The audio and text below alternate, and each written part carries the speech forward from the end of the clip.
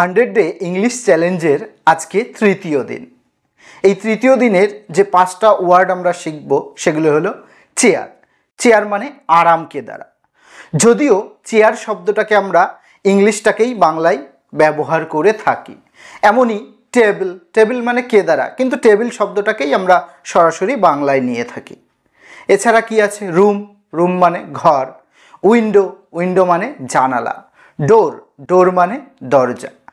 আজকে যে গ্রামারের বিষয়টা শিখব সেটা হলো টু বি ভার্ব, অর্থাৎ প্রেজেন্ট টেন্সে কি কি বি ভার্বগুলো ব্যবহৃত হয়। এগুলো কি? অ্যাম, ইজ, আর। অ্যাম কোথায় বসে? অ্যাম বসে সর্বদা আয়ের পরে, যেমন I am a student. Is কোথায় বসে? ইজ বসে থার্ড পারসন সিঙ্গুলার নাম্বারের পরে, যেমন he is going to Kolkata. আর কোথায় বসবে?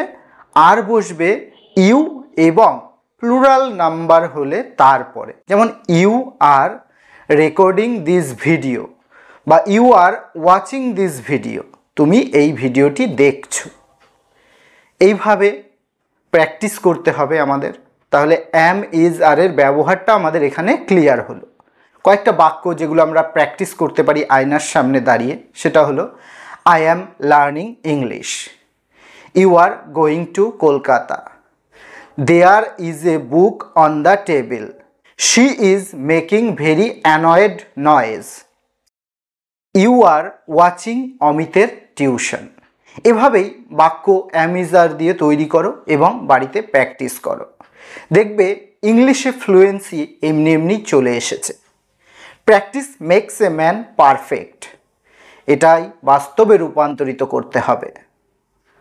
এরকমই গ্রামার রিলেটেড ভিডিও পাওয়ার জন্য সাবস্ক্রাইব করো অমিতের টিউশনকে, আর রেডি থেকো নেক্সট দিনের জন্য।